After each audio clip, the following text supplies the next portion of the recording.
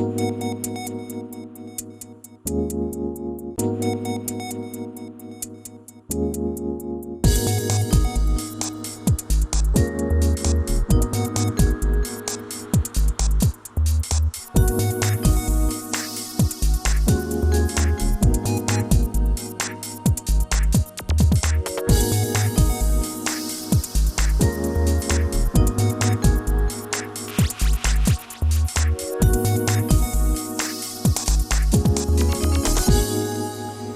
there. Today we're going to be talking about one of the biggest issues facing young people and their parents. At-risk behaviour. And by at-risk we mean drug addiction, alcohol use and other activities which put our young people at risk. But we're not talking all doom and gloom. What we're talking is about what we can all do to help young people build their resilience so that they make good choices. Later on in the show, we're going to hear some amazing stories about communities who've banded together to give their young people a sense of belonging, a sense of their own mastery and independence in their lives. They've even helped them to find the spirit of generosity for others. For some young people, having just one person who believes in them can help them swing their whole lives around. And that person could be you or me. But just what can we do? First off, let's just explore the word addiction and what it means. It's such an overused term these days. We talk about people being addicted to work, to sport, to coffee, to food. What's wrong with that? Jonathan Duffy caught up with Hugh McKay, a social researcher and author. Hugh, we often talk about being addicted to work or to food or to sport, but what is addiction? Obviously there are addictive personalities, and sometimes that's a question of body chemistry which needs management, and that explains some drug and alcohol addictions, but more generally psychological addiction seems to me to be the ultimate escape. People who describe themselves as workaholics are really admitting that there are areas of their lives, often personal relationships, intimacy, where they just don't want to go. Maybe they're frightened, maybe they've had bad experiences, but immersing themselves in an addiction to work is for them the ultimate escape. And that applies whether it's an addiction to falling in love. Some people just want to live on a constant 2-year cycle of a new romance, then a new one, then a new one. Other people are addicted to food or obviously to drugs, and some people are addicted to reading, some are addicted to writing, some are addicted to jogging. Often what you find is where a reasonably healthy pursuit becomes extreme, becomes obsessive, compulsive, and slips over into the area of true addiction, what you're looking at is a person who is somehow shying away from the mystery at the centre of their lives. They don't want to face questions about the meaning, the purpose of their lives, and so they look for anything to distract them, and they find something, which might be cooking or learning a new language or jogging or drugs, and that so preoccupies them that they literally become addicted to it, and then they don't have to confront these other questions. So addiction is really the ultimate avoidance strategy. What is the difference between having a regular habit and being addicted? There's a huge difference between a habit, a ritual, regular activity like eating 3 meals a day or going for a run every morning, or even drinking alcohol in moderation, but regularly. There's all the difference in the world between regular habits that help to mark our lives and to sustain us and give us some kind of discipline and routine and ritual. That's very different from addiction. And the difference is that addiction becomes something you can't help because you've adopted it as your strategy for staying away from life's big questions. There are plenty of people who are regular joggers or have other habits of life which provide some stability in their lives, who also are perfectly happy to confront big questions. We are addicted when we can't control our usage and it's in control of us. Now, while it may offer a convenient escape from reality, addiction is harmful both to ourselves and to those we love. And that's when we have to turn to someone else to help us break the cycle of dependence and to restore health and happiness. How do we know just who is at risk? And what are the factors that drive young people to these at-risk behaviours? Because if we know what causes the problem, then we're in a much better position to protect our young people.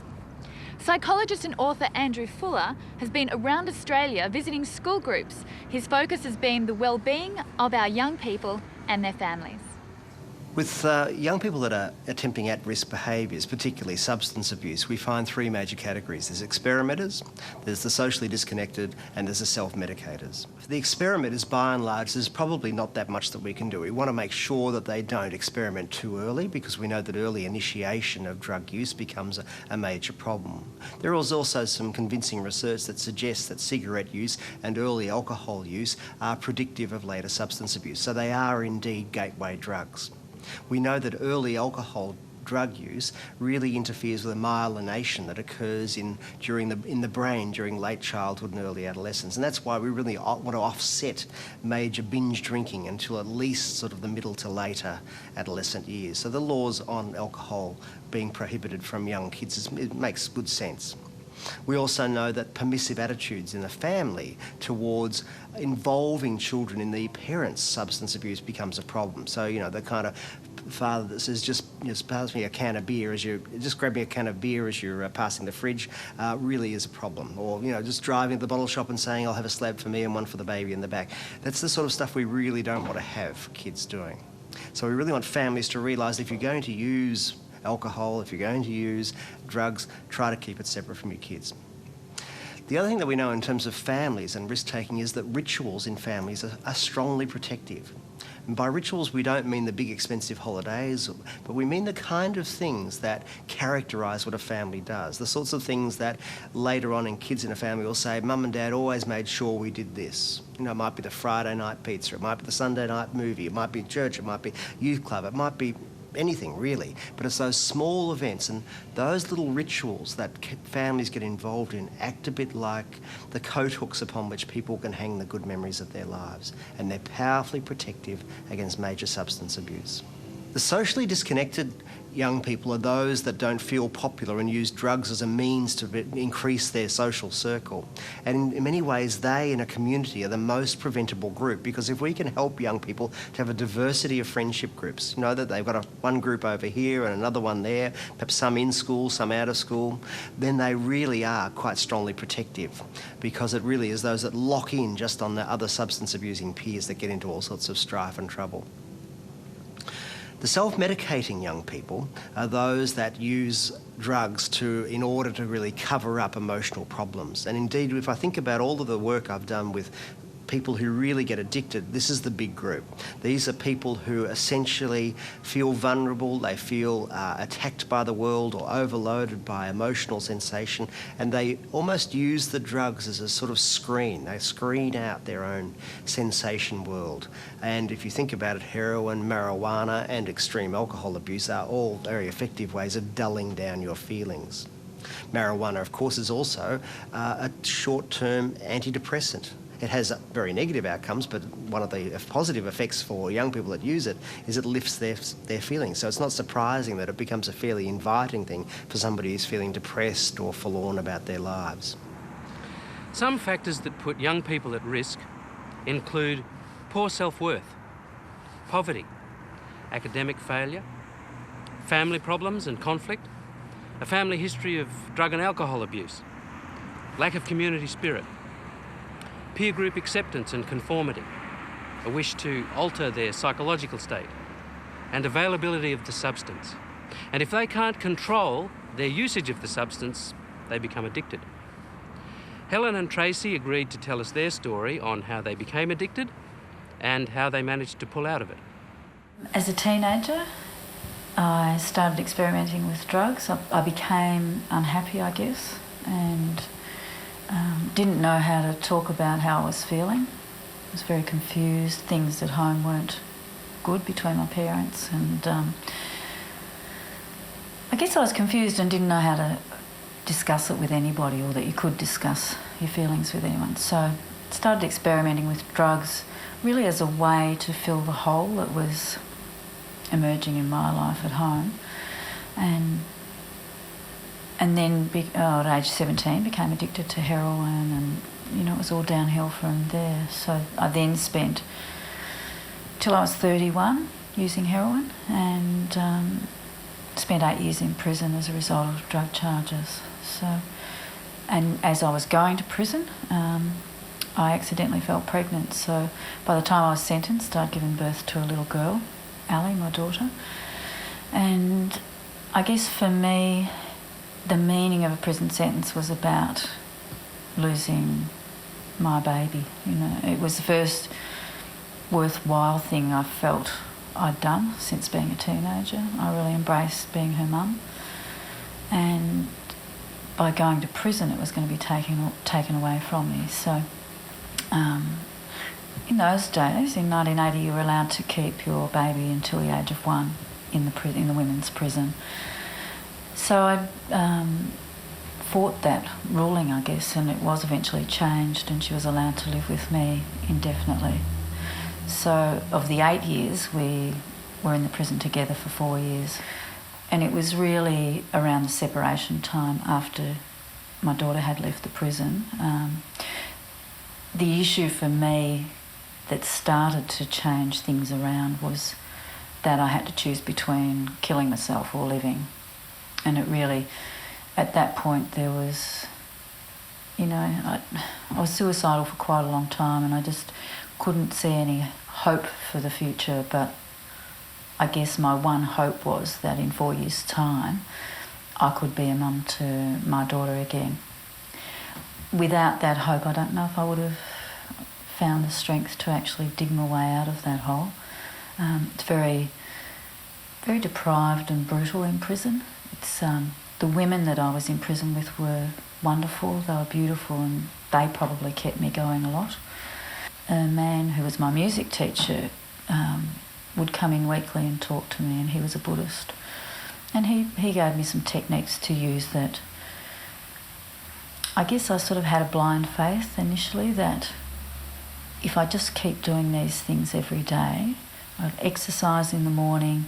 I decided I wouldn't let the prison officers ever wake me up again. You know, there were little things that in a prison environment I could take control of. So I would get up at 5:15 every morning, you know, so to avoid them waking me up, and I would get on this exercise bike. So, you know, I could get my body a bit fitter. I learned to meditate. And Greg, the Buddhist man, taught me some little exercises that could help me at least feel closer to my daughter, even though I couldn't be with her. So probably having a bit of a spiritual awakening gave me some, when I didn't know what to have faith in and I didn't believe in myself, and my brother was supportive of me, but he'd had enough too, you know. I just had to have blind faith that if I kept doing these things, things would get better. And they did. I started drinking when I was about 19. It was because of peer pressure and friends. The friends that I did hang around with then. And then a few years later, I met Pastor Davies, and we were talking, and he said that he had faith in me and that I can get well. And so by the time I was 23, I was full-blown alcoholic. I just drank every day, and just drank anywhere and everywhere. And then I moved away thinking that I could fix the problem, but it didn't work. Alcohol came with me, and that it was then when I was around about 25, I finally hit my rock bottom, and I came to realise that I was an alcoholic. And when I was 26, I was drinking around in the parks, and I decided that day that I was going to get well. And I walked away from those people that I was drinking with in the park, and I just heard this strong voice in my head that I still had a friend out there that believed in me and that I can get well, and that friend was Pastor Davies. And I ended up reaching out for help and admitting that I was an alcoholic, and I went to a rehab and got well. And Pastor Davies was the first person that I rang from that rehab and letting him know that I was in there. And from that day onwards, I never had a drink, and that was 13 years ago, March the 21st, 1990. And I've been, my sobriety is just built from there, and hopefully one day at a time I'll stay sober. It was by the grace of God and by my friends that I have around me to support me, and Alcoholics Anonymous. Resilience is a measure of how well we cope with major life stressors. such as an addiction. If we can build resilience in our young people, we can help them to be better able to make good choices when it comes to at-risk behaviour. And we can help them to prevent or pull out of behaviours which are out of control. That's right, but how do we build resilience? Well, Larry Brentro, founder of Reclaiming Youth International, has extensive experience in helping bridge the gaps for young people. Larry, a lot is said about building resilience in young people so that they don't fall into the trap of at-risk behaviours. But what exactly is resilience? Well, the idea of resilience originally came from studying children who surmounted terrifically bad family or environmental backgrounds, and these were called resilient kids. The more we've looked at it, the more clear it becomes that resilience is something that in some degree all of us possess. I mean, we're all survivors. And so a resilient person is able to bounce back from challenges, even learn from crisis events, and surmount difficult problems. But it's not just a trait of personality, because what we know are two things contribute to resilient outcomes, to being able to survive the challenges of life. One, there are certain kinds of personal strengths, such as the ability to connect to other people, the ability to solve problems, the feeling that you're in charge of your own life, okay, concern for other people, those personal characteristics. But the others are social supports. That would mean creating environments where kids have role models, where they have opportunities, to learn, where they have opportunities to serve. So by developing the inner strengths of young people and providing the external supports, we help all young people become resilient. Are there sort of positive tips that you would give to a society that was interested in building resilient youth? Yes, I think, for example, children need multiple caring adults in their lives, but that's sort of been lost as we go to a more mobile, secular, depersonalized society. They need adults, who nurture them, who believe in them. They need something to be interested in, something to get excited about and committed. And sometimes our schools are not very, exciting places. They need to be given practice in responsibility and making decisions of their own. Just obedience training isn't going to do it. And then finally, they need opportunities to care and to give and to serve. So Larry, if I understand resilience correctly, it's about equipping children with skills so that they can become strong, effective, productive adults. Absolutely. And at every point in life, at every age, young people face challenges, and they need to learn how to master those successfully. And that means we build in them the inner strengths, and we provide the additional support by caring adults and help them develop these personal strengths so that they can be successful young people with a strong sense of self-worth. Our resilience is like our ability to bounce back under stress. And like any rope or lifeline, its strength comes from a number of smaller, weaker strands bound together to form one strong rope. This model is similar to the concept Larry Brentro has developed to foster resilience in youth, which he calls the circle of courage. Larry, I understand that your research into resilience has led you to study the upbringing of Native Americans. Well, actually, it worked the other way around. We began by looking at how Native Americans raised Indians, because it was clear how they raised their children, because it was clear that they knew how to create respectful, radiantly happy children without, abusive kinds of treatment. And so that led to a model which we call the Circle of Courage. We did that because a medicine wheel in a circle drawn by Lakota artist George Bluebird portrays the four directions or the four concepts beginning with belonging in the East, if you think of these as four directions, mastery, independence, and generosity. And so how do these interrelate to making youth resilient? Well, if we think from a point of view of a young child, it's absolutely essential that a youngster has this belonging, this attachment, this nurturing at the beginning. Everything is based on that. And then children who belong, who attach to caregivers and teachers, then are able to learn, to master from those people. And as you get the skills, both academically and socially and in other ways, you're able then to become more independent and to take charge of your life and to control yourself and to act responsibly and delay gratification. And then finally, to have everything in balance, you need to reach out to other people, to be a caring person who's generous, concerned about other people.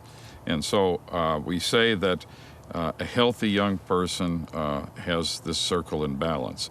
But if the circle is broken at any point in time, then we have a whole range of problems and pathologies and risks. And it's not good enough just to have one strong part of the circle, you must have all four? Yeah, they're all essential. For example, kids who don't belong feel alienated. Kids who don't master, they fail in school, they feel frustrated. Children who aren't independent by definition are either needing somebody to control them or they have a pseudo-independence, nobody tells me what to do.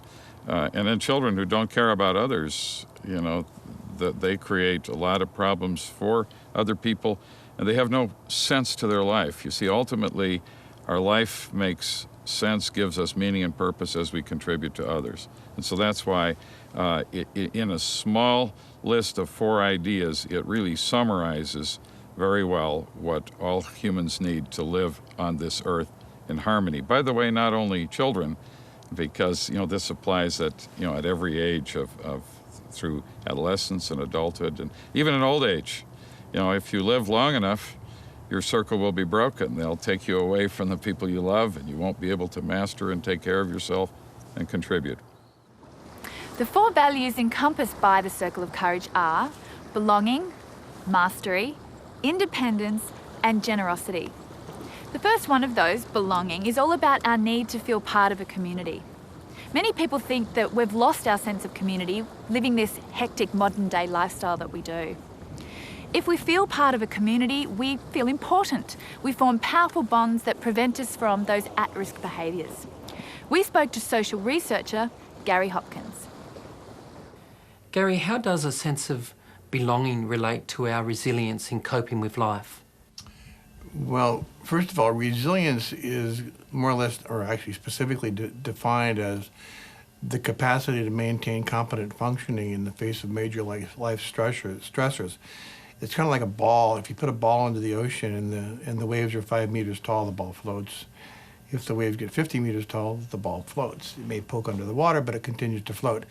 Some people do well in spite of the odds, and they seem to float no matter what happens. If you look at children of alcoholics who don't become alcoholics, or sexually abused kids who don't become sexual abusers, or in any fashion, look at resilient people. What you see is that they become resilient mostly or most often because someone has stepped up in their life to make a difference. Someone has befriended them. Someone has attached themselves to them who had values, who then walked with them. And it's a very subtle thing, but who's walked with them through the turbulence. It doesn't make them perfect. It makes them better. And it's that relationship or the sense of belonging with somebody with values that tends to save them. There's actually some pretty neat research done on community that tends to predict resilience. There's a gentleman from Northern California who looks at students' perception of their school as a community. And he asks some questions like, do you like school? Do people care about you at school? Do they help you at school? Are they concerned about you even if they don't know you? And when students have those things and they have a high perception of their school as a community, they read more on their own, they like school more, they do math better, they go to school more often, they have higher self-esteem, they tend to have better learning styles, they tend to make more long-term plans, they take fewer drugs. It makes them better. And so community really is part of what makes people resilient. There's very good research on both of those things. I understand there is a town that you've studied that illustrates the power of community. Could you tell us about it? There's a town up in Idaho, a small town, and I'm interested in small towns having lived in Montana. And in that town, they had typical small town problems. They had girls getting pregnant and kids drinking and using drugs, et cetera. So the town got together and said, what should we do? And so they said, let's do whatever it takes. And they hired the expensive teen pregnancy prevention programs and drug prevention programs, alcohol prevention programs, and after about 5 years, they got together and learned that the kids enjoyed it, they knew more, but nothing had changed. The behaviors were the same.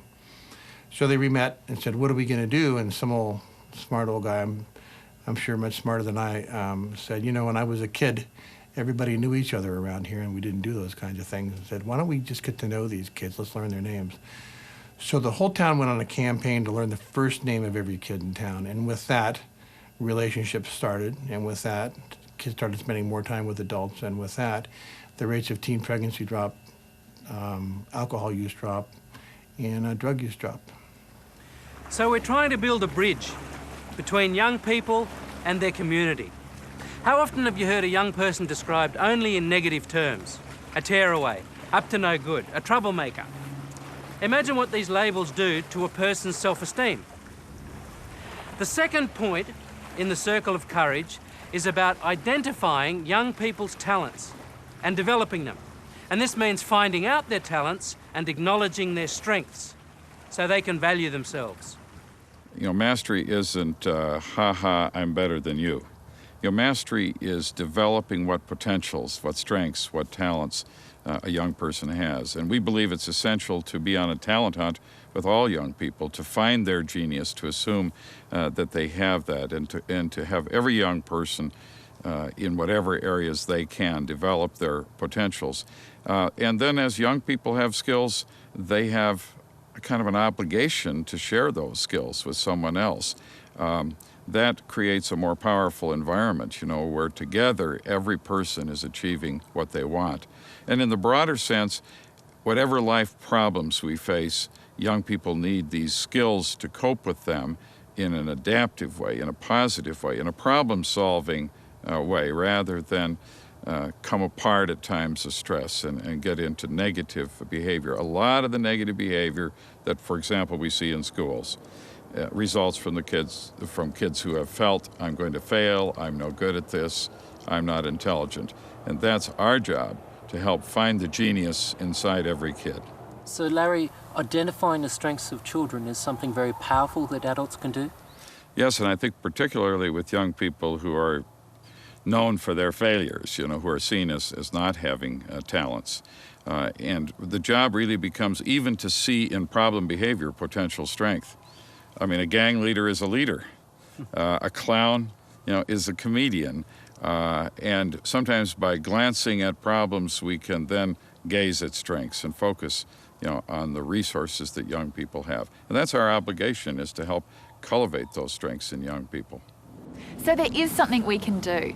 Helping to identify and then acknowledging young people's skills and abilities will make them feel proud of what they have to offer. The third point in the circle of courage is independence. If we encourage young people to make decisions, solve problems, and show personal responsibility, then we help to grow their self-worth and their self-confidence. We spoke to Andrew Fuller, and he talked about independence and autonomy. Just recently I was talking to a young man who was commenting about his parents, and he was saying, I'm 16, but my parents always treat me as a 6-year-old, and they've treated me like a 6-year-old for years and years and years, and they're surprised when finally I get a bit of freedom that I make 6-year-old decisions. So often parents really overload their kids with either too many words or too much protection, and they actually rob them of the option of actually developing resilience and independence. Now, independence is a funny kind of word. In fact, I don't really kind of believe in it. Most of the people that I see that are truly successful in life are interdependent. They're actually people that relate well to others. They're people that connect, they have a sense of belonging, and they develop relationships in which there's collaboration rather than competitiveness. We know that children basically are driven in times of friendship and in times of threat by a couple of different tendencies. Boys particularly, I find, get into this fight-flight kind of response, and they kind of try to work out which one of those they're going to do. Girls, when they're under stress, more often tend towards relating to others, relying on others, so they're perhaps more easily equipped for the interdependence, whereas boys sometimes need to learn how to rely and relate on others and call upon other people's resources. Girls at other times need to learn how to rely on their own resources, how to follow their own voice. The fourth point in the circle of courage is generosity. In helping others, youth can realise that they have the power to make a positive contribution to another human life, and in doing so create proof of their own worthiness. Randall Peterson is a youth crisis counsellor and founder of Life by Design. You know, one of the most interesting experiences for me working with people in crisis, especially younger people in crisis, was a focus on teaching them how to give. The magic in just giving, just that very act of giving, sharing of yourself or giving someone else something, there's a magical quality in that. And that I don't presume to be able to define. There's just something that feels good about it. But for me, what was a little more tangible in their experience of giving was when they gave, they actually experienced someone else appreciating their gift, their time, their gestures, whatever it was that they gave. The person they gave it to usually appreciated that. And that was where it kind of started to snowball for some of these guys, because when they sensed that someone appreciated what they had to offer, automatically up went their sense of worth, because if someone appreciates what I'm giving, there has to be worth in what I'm giving, and I guess the logical progression is if there's worth in what I'm giving, I'm worthwhile. You know, because when we start to give and practice that as a part of our life, you only flourish as a person when you do give. For example, anyone in business or retail, they only flourish because they're offering a service that's of use to someone else. And in our own personal lives, in our communities, in our relationships only flourish because people give. I mean, if people didn't give, it wouldn't work. And it's that cycle of life where we give. And then the more you practice giving, the more it actually teaches you how to be generous. And I make a distinction between giving and generosity, because sometimes people can give and learn how to give, but then there seems to be a point where it actually turns itself into generosity, where the motivation seems to be so pure and so others-orientated. And, you know, when we think of the great people in life and how they achieved their status in life as a result of giving, and giving completely selfishly and giving solely for the need of others. And it's love, put in other words, I guess. That's essentially what we're talking about. Learning to love in your relationships, learning to love in the way you carry yourself, because love is essentially about giving, and giving generously, giving without conditions placed on it. And that was really nice, watching some of the guys I worked with grow, because there was this ulterior motive at the outset that giving is going to make me feel good. But it's just so neat to see people learning to give, forming a habit of giving, and then that giving becoming part of their life, and that turning into just natural generosity, just a way of being. And the things that people have experienced in return, just because of giving, has been absolutely immeasurable. Building a child or a young person's sense of self-worth is where adults play a valuable role in building resilience. We all need to believe we're valued by others in order to value ourselves. So whether you're a parent, a teacher, a friend, we can all have an influence by giving positive feedback. Actually, Alan, you're pretty good at what you do. No, you are. I'm being serious. You're very good. Thanks, Kylie. You're fantastic too. Well, we just make a good team. Now, where were we? To find out more about how a significant adult can play a role in any child's life, we spoke to Ian Grant. Ian, how important is it for a child to have a significant adult in their life? Jonathan, I think it's very important because simply for a boy at the age of 4, he becomes a male role-seeking missile. I mean, he just has to have a male role model in his life. For a girl, it's very interesting too because her dad is the first male she ever gave her heart to, so he has a significant place to play. A lot of boys today operate behind masks, and it's simply at the age of 14 they get a message, you're a protector provider, but because they're marshmallows inside, they don't know how to do that. And we're the only culture that doesn't have an initiation ceremony for both boys and girls, where they are told, hey, you're going to become an adult. And so male role models or adult role models are just vital. And I think the greatest thing parents can do, for instance, we made a discipline of this, that when we had guests at our table, our children were allowed to engage our guests in conversation, not dominate the conversation, but engage them, because that's how they learn to interact with adults. And in fact, during your teenage years, it's vital because an adolescent is individuating, and that is simply bumping up against adults. That's how you learn to be an adult. So I think it's tragic. Some homes you go and visit and the children are having their meal over here and the teenagers are watching television and the adults are having a talk around the table. So I think that's very, very important to do that. The more you can expose your children to excellent role models, the better it is, because it's a sort of a cross-pollination that happens and it inspires them. I've got a lovely story of a single mum whose husband died, and she had a 3-year-old and a 5-year-old boy, and she had heard me say, you know, that the boy becomes a role model seeking missile at 4. And I'd come up with some research that if a boy can be in a normal family once a month for a meal table where there's a dad, it exposes him to how dads operate, so he learns how to be a man. And her little son Joshy was 5, and he was going for his normal meal once a month. And in the conversation, the dad shared that a stool had got broken. So little Joshy 5 said to him, I'll fix that stool for you. And being a great dad, he said, Joshua, thank you, that'd be great. And of course, she freaked out. She arrived for Joshy because this broken stool. What's he going to do? So she was a smart mum. She went to a hardware shop and she said to the guy there, don't fix it for me, tell me how to fix it. So he explained it. Went in the garage, 2 hours later they had a stool. She said, you should have seen my Joshy's chest when he gave this man the stool. What about girls? I think girls naturally do it because they are, you know, boys will never stop a game if the relationships break down. Girls will stop a game if relationships break down. So girls need relationships, so they'll naturally find that. And often it's important for a mother to allow her friends to be involved in her daughter's life because, you know, that friend you can go and talk about what mum's done and the friend says, well, I think she's a good mum and I'd have done that to my daughter. You know, I think that's very, very important to have those relationships. And I just encourage people who are a sports coach, you are influencing society like you would never know.